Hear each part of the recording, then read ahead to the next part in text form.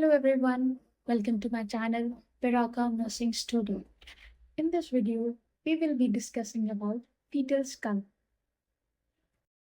Before moving on to the main topic, let us discuss what actually skull is. The bones that help in forming the head is known as skull. The skull is made up of cranial bones and facial bones. The cranial bones are that bones which surround and protect the brain. The facial bones are the bones that form the eye sockets, nose, cheeks, jaw, and other parts of the face. Let's start with introduction. The fetal head is large in relation to the fetal body compared with the adult. Adaptation between the skull and the pelvis is necessary to allow the head to pass through the pelvis during labor without any complications. In this video, we will be discussing about composition of skull. In this, we will study vault, face, and base. Next, we'll study about bones of skull. We will be discussing the following bones, that is frontal, parietal, temporal, occiput. And also we will be studying about the fontanelles, which are 2 in numbers, that is anterior and posterior, which are important from the obstetrical point of view. Then we will be studying about sutures of skull. These are metopic, otherwise known as frontal, coronal, sagittal, and limboidal. Let's discuss composition of fetal skull. The skull bones encases and protect the brain. The fetal skull has 3 major parts: vault, otherwise known as roof, face, and base.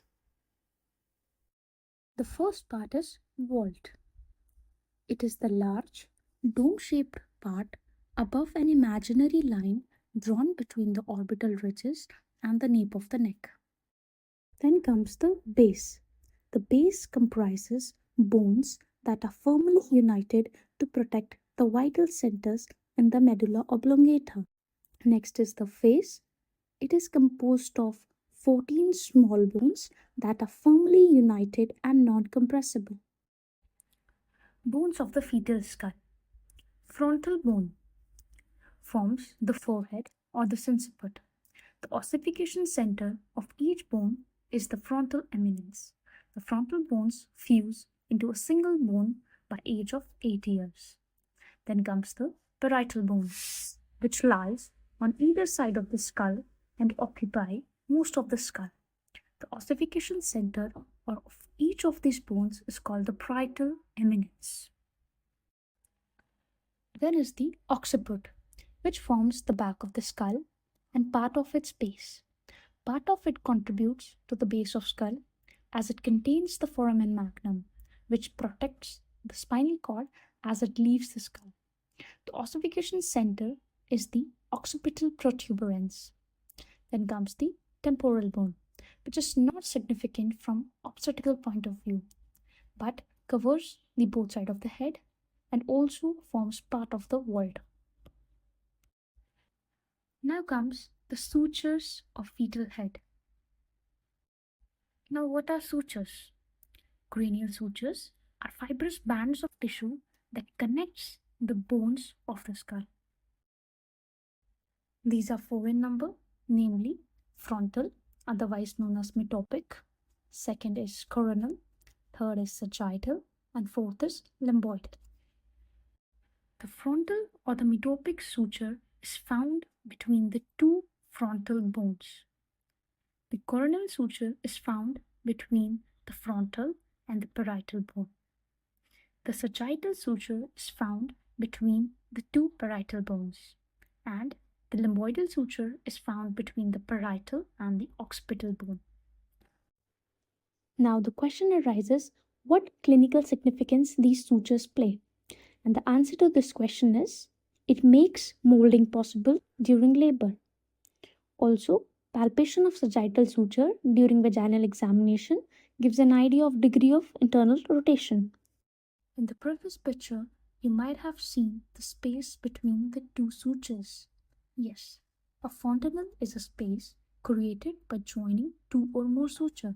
These are 6 in number and 2 are of obstetrical significance. And these 2 are anterior fontanelle and the posterior fontanelle. Anterior fontanelle, otherwise known as bregma, and posterior fontanelle, otherwise known as lambda. Anterior fontanelle is large in size, whereas posterior fontanelle is small in size.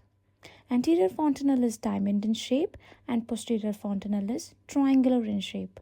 Anterior fontanelle closes at 18 months, whereas posterior fontanelle closes at 6 to 8 weeks. Anterior fontanelle is situated at junction of sagittal, coronal, and frontal sutures, and posterior fontanelle is situated at the junction of lambdoidal sutures. In this picture, we have both top as well as oblique view. This is anterior fontanelle, which is diamond in shape, large in size, and closes at 18 months. And on the posterior side, we have posterior fontanelle, which is small in size, also known as lambda, and closes at 6 to 8 weeks. Clinically, fontanelles also plays a very significant role. Why so? Because after birth, they are useful to assess the condition of the baby. Also, fontanelles remain membranous for some time after birth. So, this helps to accommodate the marked growth of the brain. So, this was all about the fetal skull. Thanks for watching.